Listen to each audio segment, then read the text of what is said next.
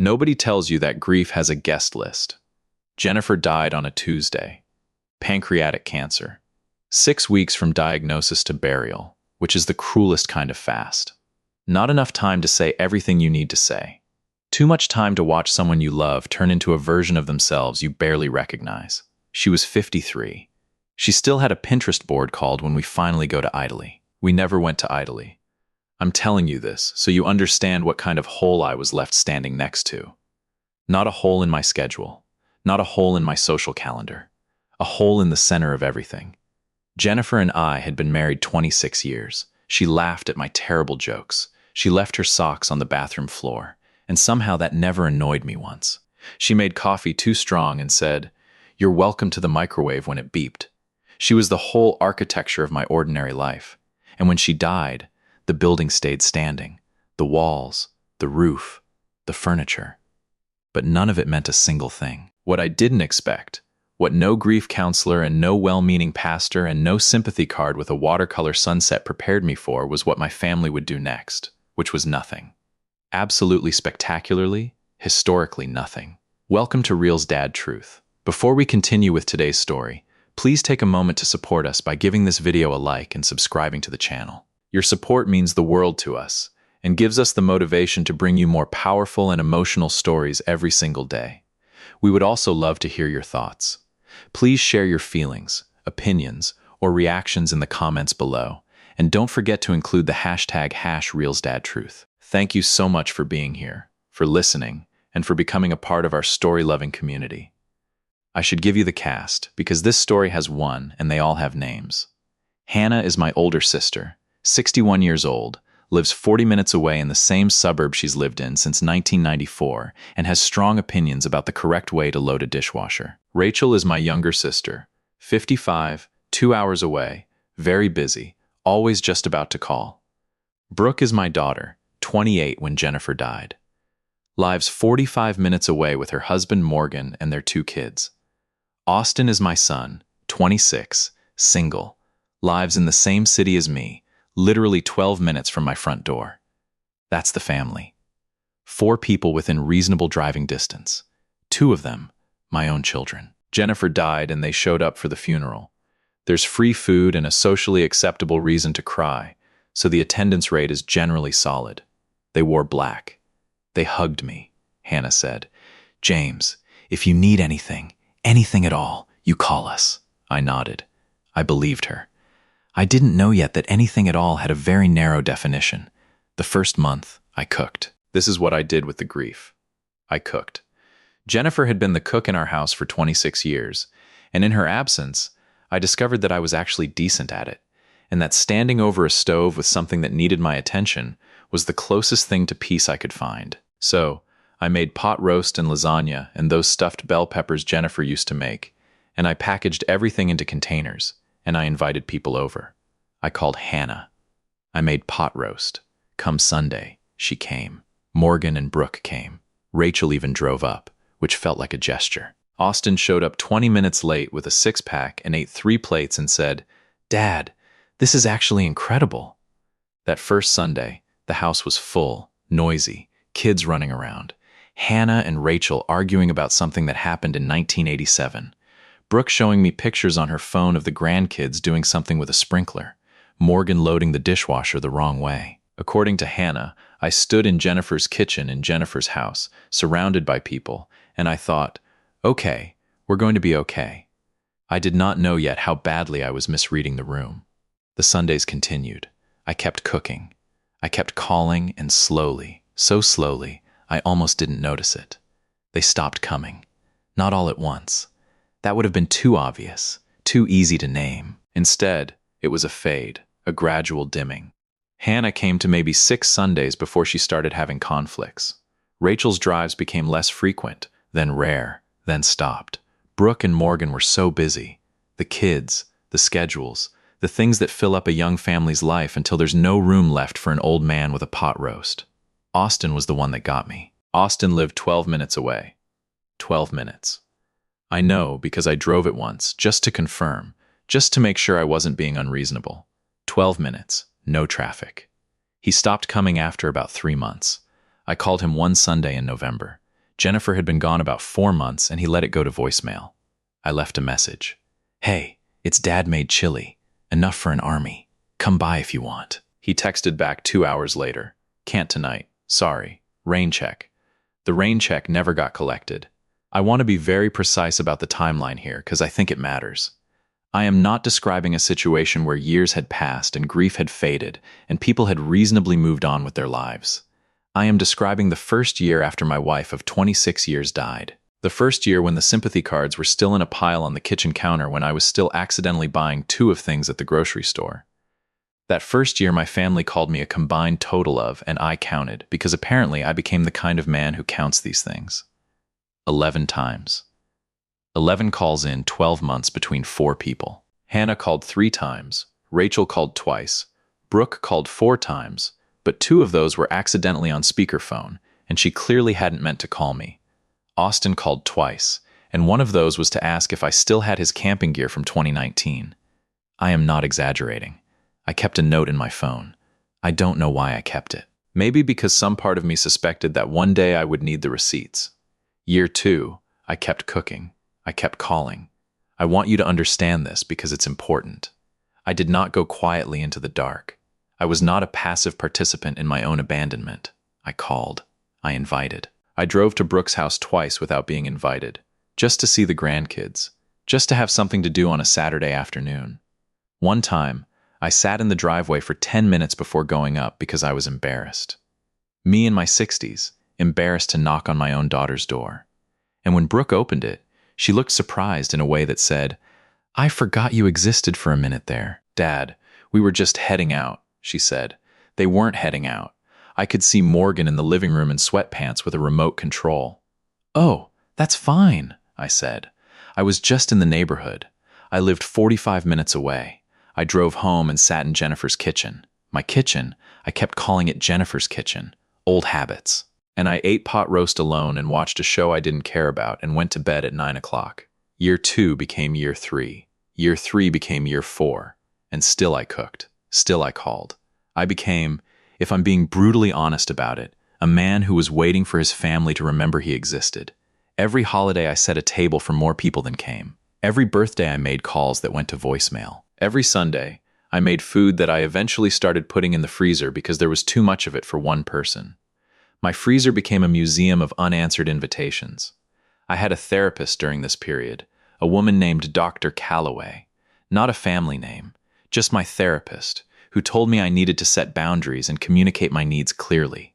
I invite them every week, I told her. I call, I drive over. I'm the one doing all the work. Have you told them directly how you're feeling? She asked. So, I tried that, too. I sat Hannah down. This was around year 5. And I said, Han, I need you to know that I'm struggling. I'm lonely. I miss Jennifer, and I miss my family, and I feel like I'm invisible. Hannah looked at me with genuine warm, completely useless sympathy and said, Oh, James, you know we love you. We're just all so busy. You're 40 minutes away. I said, I know. We'll do better. I told Rachel the same thing on the phone one afternoon. Ratch, I need to say something. I feel like I've been putting in all the effort and I don't know what I'm doing wrong and I'm just really James, she interrupted. I hear you and I love you, but you have to stop being so sensitive. We have lives. Stop being so sensitive. We have lives. I thought about Jennifer's Pinterest board. When we finally go to Italy, I thought about the way she used to reach over in the car and just put her hand on my knee, not saying anything, just there. I thought about how she would have handled this. She always handled everything. And I thought about how she was gone, and I was on the phone being told I was too sensitive. I hung up, and I sat in the kitchen for a long time. I didn't know it yet, but something in me was done. Year 7. I should skip ahead, but I can't because year 7 is when Austin asked me for money. $26,000.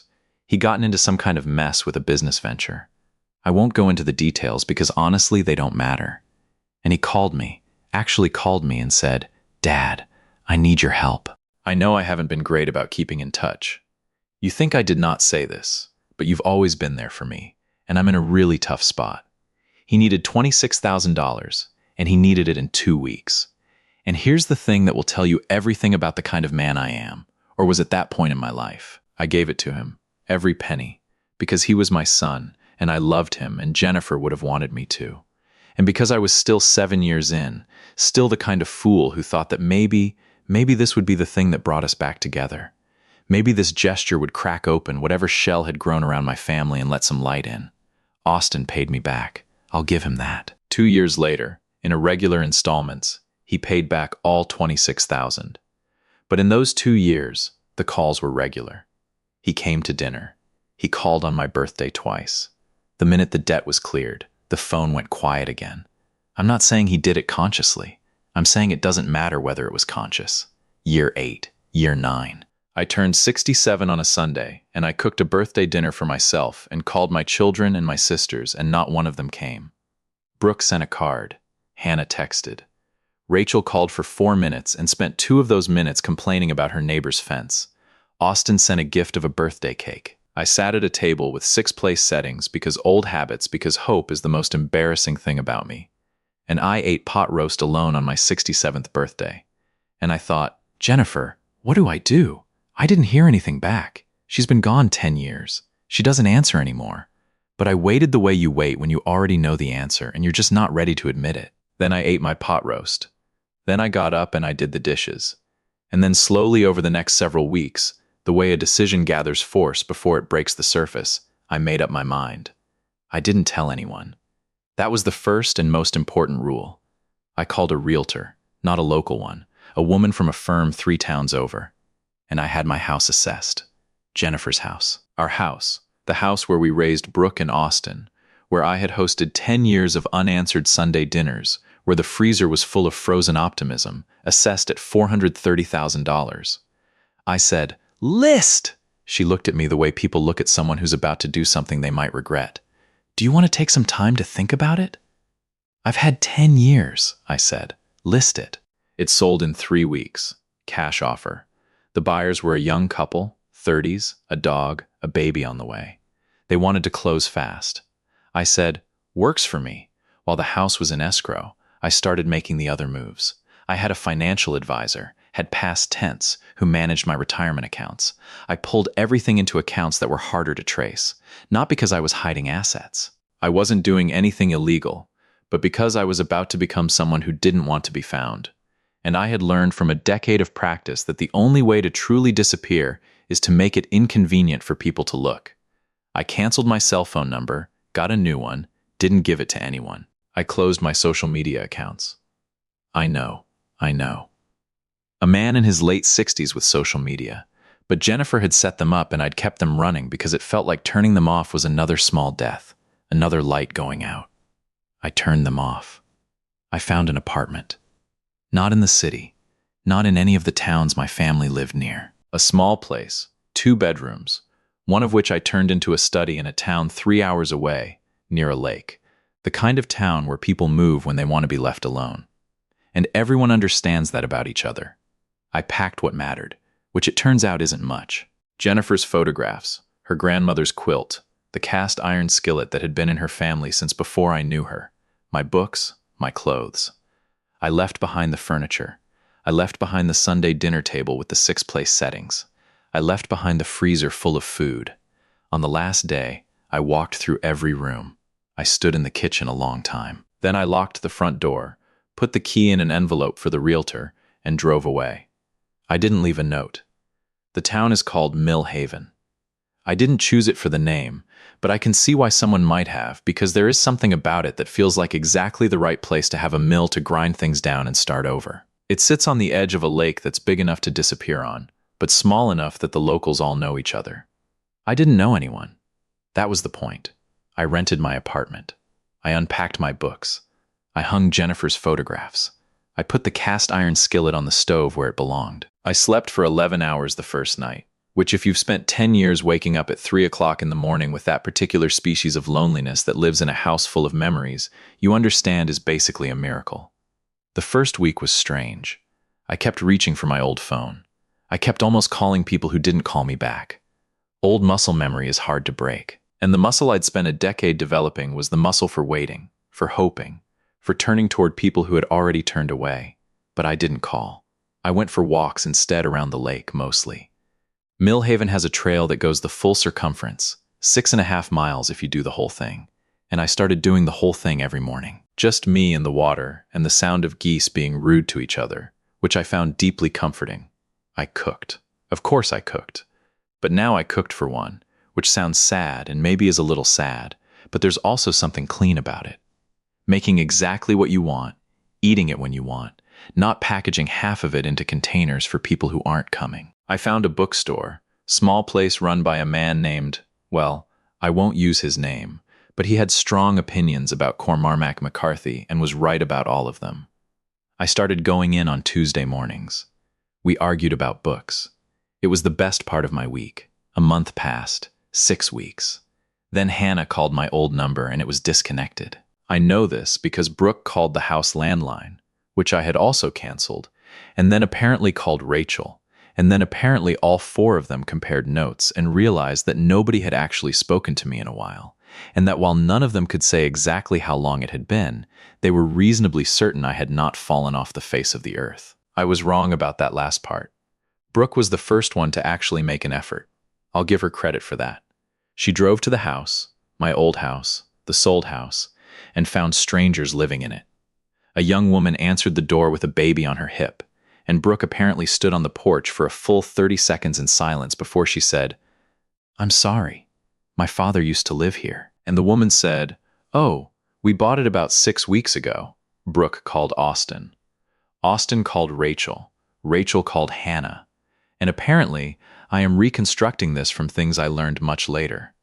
The 4 of them had a very long, very panicked conversation in which each of them was quietly, privately asking themselves the same question, which was, when did I last actually talk to him? The answers, I'm told, were not flattering. Austin tried to file a missing persons report. The police declined because I was a 67-year-old man with no signs of foul play who had sold his house and closed his accounts. And this is what adults who do not want to be found sometimes do. He's not missing. The officer apparently told Austin. He left. Austin did not by all accounts receive this. Well, Hannah hired a person, a private investigator type, though I learned later he was more of a general purpose finder of things to locate me.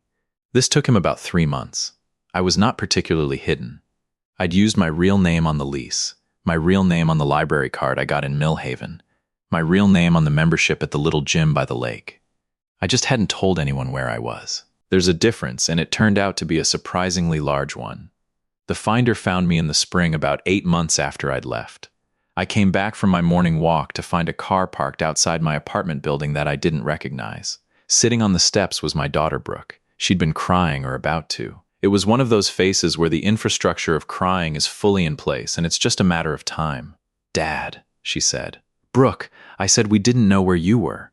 I thought about 11 phone calls in 12 months. I thought about the birthday dinner. I thought about we have lives and you're too sensitive in rain check and a gift of a birthday cake. I know." I said that's sort of the point. She started crying then. "Full deployment. How could you do this?" We were terrified. We thought something had happened to you. "Austin. Dad." Austin has barely slept. I sat down on the step next to her. I didn't put my arm around her. I wanted to because she was my daughter and she was crying. But I also thought that this moment deserved to not be softened. "Brooke, when is my birthday?" She stopped. "What? My birthday? What's the date?" "Dad, that's not what's the date." A pause. "September 12th, the 19th. It's September 19th. I've had the same birthday for 67 years. She wiped her eyes. She didn't say anything. "How many times have you called me in the last year?" "Dad, I'm not asking to be cruel. I'm asking because I want you to know that I know the answer." I counted. Another long pause. "I don't know," she said quietly. 4. And 2 of those were accidental. The lake was very quiet. Geese somewhere in the distance. "I kept cooking," I said. "Every Sunday for 10 years. I set a table. I made food. I called. I drove to your house and sat in the driveway because I was too embarrassed to knock on my own daughter's door uninvited. I told Hannah I was lonely. I told Rachel I was struggling. I gave Austin $26,000 and watched him come around until the debt was paid and then disappear again. Brooke was very still. Your mother died and you all moved on. And I understand that life moves on. I understand that I'm not a child, but I didn't disappear. I was right there making pot roast, answering when you called, and you just stopped calling. Dad, I'm sorry. I know you are. Right now you are, because I'm not where you expected me to be. I said it gently, but I said it. She looked at me for a long moment. She had Jennifer's eyes. They all had Jennifer's eyes, the shape of them. And it was both the easiest and hardest thing about looking at my children. So what now? She asked. Now I live here, I said. This is where I live. You're not coming back. Back to what? Brooke? She didn't have an answer for that. Neither did I. So I went inside, made coffee for one, and let her drive back the way she came. If you've made it this far, first of all, thank you. You're officially one of the good ones. Drop a comment and tell us where in the world you're watching from. We genuinely love knowing. And if you enjoyed this, a like, share, and subscribe costs you nothing but means everything to us. They all came eventually. Of course they did. That's what people do when the thing they ignored suddenly stops being available. You don't miss the water until the well is dry. And you definitely don't miss your father until your father has apparently ceased to exist. Hannah showed up 2 weeks after Brooke. I saw her car from the window, that same white SUV she'd been driving since forever, and I stood there for a moment, coffee in hand, watching her sit in the lot, working up the nerve to come up. She rang the buzzer. I let it ring 3 times before I answered. I let her in. I'm not a monster. She sat at my kitchen table and looked around at the apartment. The photographs, the quilt, the skillet, and she had this expression on her face like she was expecting to find me surrounded by empty bottles in despair. Instead, she found a clean kitchen, fresh coffee, and a man who had slept 8 hours the night before. You seem, she started. Fine, I said. I seem fine, James. I need you to understand how scared we were, Hannah. I set my mug down. How many times did you call me last year? She blinked. I what? Last year before I left. How many times did you pick up a phone and dial my number? She opened her mouth, closed it. I'll help you. 3. You called me 3 times in 12 months. You live 40 minutes away. You called me 3 times. James, I know I was busy. I know you were busy for 10 years, Hannah. You were busy every Sunday I called. You were busy when I told you I was lonely, and you said we'll do better, and then did not in fact do better. The kitchen was very quiet. I'm sorry, she said, and she meant it. I could see that she meant it. Hannah has never been a dishonest person. She was sorry. Genuinely, deeply sorry. It just didn't move me the way it would have moved me once. I know you are, I said. Are you going to forgive us? I looked at her. Looked at the photograph of Jennifer on the shelf behind her. Thought about 11 phone calls. Thought about a birthday dinner I cooked and ate alone. 6th place settings pot roast going cold in an empty house. No, I said. Hannah stared at me. No. James, we're your family. You were. I picked up my mug. You had 10 years to be my family, Hannah. You had 10 years of Sundays and birthdays and phone calls and holidays. You had 10 years of me right there in the same house waiting, and you were busy. She was crying now, properly crying. I handed her a napkin because I'm not cruel, but I didn't take it back. I love you, I said. I'll always love you, but love isn't the same thing as access. You don't get to ignore someone for a decade and then show up crying and collect forgiveness like it's a package you forgot to pick up. That's not how it works. So that's it. You're just done with us. I didn't end anything, Hannah. I just stopped pretending something was still alive that you'd already let die. She left an hour later. She cried the whole drive home. According to Brooke, who called me that evening. I know because Brooke called me. Actually called me. No speakerphone. Intentional. And said, Dad, Hannah is really upset. I know. I said, what did you say to her? The truth. A pause. Are you going to talk to any of us again? Brooke, you're talking to me right now. You know what I mean? I did know what she meant. She meant, are you going to let us back in? Are you going to eventually soften? Is this a phase? A dramatic gesture? A negotiating tactic? Is there a path back to Sunday dinners and Christmas mornings and the version of Dad who kept cooking for people who didn't come? I'm not angry, I told her. Honestly, I want you to understand that I'm not sitting here stewing. I'm not plotting. I'm genuinely completely fine. That's almost scarier, she said quietly. Yeah, I said. I know, Rachel called. I answered because I'm the bigger person and because I was curious what she would say. What she said was, "James, I think you're being incredibly selfish." I laughed. A real laugh. The kind that comes up from somewhere you didn't expect. "Rachel," I said, "that is the most Rachel thing you have ever said to me. I'm serious. We're your family. You can't just erase us because you're upset. I'm not upset. You clearly are. Rachel, you told me I was too sensitive. You told me to stop being so sensitive. 2 years after Jennifer died, when I called you and told you I was struggling, you told me we all have lives, and I needed to stop being so sensitive. Do you remember that?" Silence. "I remember," she said, finally quieter. I took that advice. I stopped being sensitive about it. I stopped feeling things about it. And then I left. "So, in a way, this is your doing." Another silence. "That's not fair," she said. "No," I agreed. "It really isn't." I let that sit there between us for a moment. Then I said, "Goodbye, Rachel." And I meant it in the complete definitive sense. And I hung up. Austin was last. I knew he was coming before he got there, because Brooke warned me, and because Austin has never in his life done anything quietly. He drove 3 hours on a Sunday, and he stood at my door, and he had my camping gear from 2019 in a bag and red eyes, and the particular expression of a man who has been up most of the night rehearsing a speech. I looked at him for a long moment. He looked terrible, genuinely terrible. Unshaven, dark circles, the works. "Good," said a small, cold part of me that I'm not proud of, but I'm also not going to pretend doesn't exist. "Dad," he said. "Austin, I brought your camping gear." "I see that. Can I come in?" He set the bag down and stood in my kitchen and looked at Jennifer's photographs, and I watched something move across his face that I recognized because I'd felt it myself.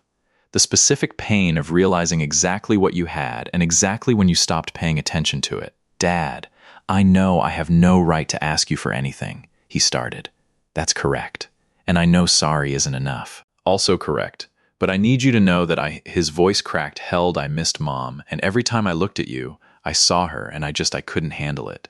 So I stopped looking, and I know that's not an excuse. I know it's the worst possible reason. He stopped, his jaw was tight. "I kept not calling," he said, "because calling meant facing what we lost, and I wasn't ready to face it. And then one day I looked up, and it had been months and then more months, and I told myself I'd deal with it later and later, kept not coming. And Dad, I swear to God, I didn't realize how bad it was until you were gone and there was a stranger living in our house. He was crying now. Austin, who I had not seen cry since Jennifer's funeral. And here is the thing about being someone's father. It never stops being the hardest thing in the world to watch your child suffer. Even when that child is 26, even when he earned every tear, even when you're the reason he's standing there with a broken face in a strange kitchen 3 hours from home, something in you wants to fix it. Something in you reaches for the version of yourself that could make this better. I let that part speak for just a moment. "Sit down," I said. "I'll make coffee." He sat. I made coffee. I set a mug in front of him and sat across the table and looked at my son. Really looked at him the way you look at someone when you're deciding something. And I said, "I believe you. I believe every word of it. You were scared and you ran and you kept running and you told yourself tomorrow, and tomorrow became 10 years and you didn't realize what you were doing until it was done. I believe all of that." He nodded, hopeful, eyes still wet, and it doesn't change anything. The hope drained out of his face. "Dad, Austin, I gave you $26,000. I gave it to you because you're my son and I loved you. And I genuinely thought that it would bring us back together, and it did for exactly as long as the debt existed. The day you made the last payment, you disappeared again. You think I don't know that? You think I didn't count the days?" He said nothing. I spent 10 years making myself available to 4 people who treated my availability like a guarantee. Like I'd always be there. Like the pot roast would always be on the stove, and the phone would always get answered, and Dad would always be waiting in that house with 6 plates on the table. I stood up, walked to the window. The lake was flat and silver in the morning light. "I'm not angry at you," I said. "That's the part I need you to really hear. I am genuinely not angry. Anger would mean I'm still invested in what you do next. I'm not. I've just moved on. The way you all moved on after your mother died. Turns out it's actually pretty easy once you commit to it." He sat with that for a long time. The coffee steamed between us. "So there's nothing," he said finally. "No way back. There's a way forward, I said. But forward looks like two people who share a history and send a card at Christmas and maybe have dinner once a year somewhere neutral. It doesn't look like Sunday pot roast and family holidays and a father waiting by the phone. That version of me is retired. That's not a father, Austin said. That's a stranger. Yeah, I said. It is. Welcome to how I felt for 10 years. He left before noon. He didn't take the camping gear. I put it in the storage closet, and I have not thought about it since. Here is what I want you to understand about what I did. It was not an accident. It was not a breakdown. It was not an old man losing his grip on reality or making a desperate bid for attention. I was clear-eyed, methodical, and completely at peace with every step of it. I gave them 10 years. 10 years of evidence that I was still here. 10 years of reaching toward people who are always just a little too busy, a little too far away, a little too caught up in their own lives to reach back. I gave them warnings. I'm lonely. I'm struggling. I need my family, and was told I was too sensitive. I gave them money. I gave them Sundays. I gave them a father who sat alone at a birthday dinner with 6 plates and still set 6 plates because hope is a hard habit to kill. But I killed it. And here is the dirty secret of the whole thing. The part nobody tells you about the dramatic exit and the new life and the cold conversations at the kitchen table. I don't miss them. Not the way I expected to. Not the way I missed Jennifer, which was a missing so total it had its own weather system. I thought I would miss Hannah and Rachel and Brooke and Austin the way you miss a limb. Phantom pain. Constant awareness of the absence. Instead, I found that what I'd actually been missing for 10 years wasn't them. It was the idea of them. The family I kept trying to conjure through pot roast and phone calls and hope. The family we were when Jennifer was alive and the house was full and nobody had to be invited because showing up was just what we did. That family ended when Jennifer died. I just took 10 years to accept the death notice. Now I walk 6 miles every morning around a lake that doesn't ask anything of me. I argue about books on Tuesday mornings with a man who is slowly becoming the best friend I've had in 30 years. I cook well and eat well and sleep well and wake up without the particular 3 a.m. dread that comes from waiting for people who don't call. My phone is quiet. I made it quiet. And every single morning when I come back from that walk and I make my coffee and I sit in my kitchen with Jennifer's photographs on the shelf and the lake glittering through the window, I think about those 10 years, the Sundays, the frozen containers, the 6 plates, and then I think not anymore, and I drink my coffee. And it is the best cup of coffee I have ever had. Jennifer, if you're watching, and I've decided to believe you are because the alternative is too quiet, I need you to know that I finally did it. I finally stopped setting the table for people who weren't coming. I know you would tell me to forgive them. You were always better than me that way. You were the one who called back, even when you didn't want to, who showed up, even when you were exhausted, who kept the family stitched together with sheer stubbornness and love and pot roast. But you're not here, Jen, and without you, it turns out, neither am I. Not the version of me that waited. Not the version that called. Not the version that sat alone on his birthday with 6-place settings and genuine hope. That man went to Italy. I booked the ticket 3 weeks after Austin left. Florence first, then Rome, then south along the coast until I run out of road. I'm going to eat in places where I don't speak the language and drink wine in the afternoon and sit at outdoor tables and watch strangers live their lives. I'm going to eat the best meal of my life somewhere you never got to see.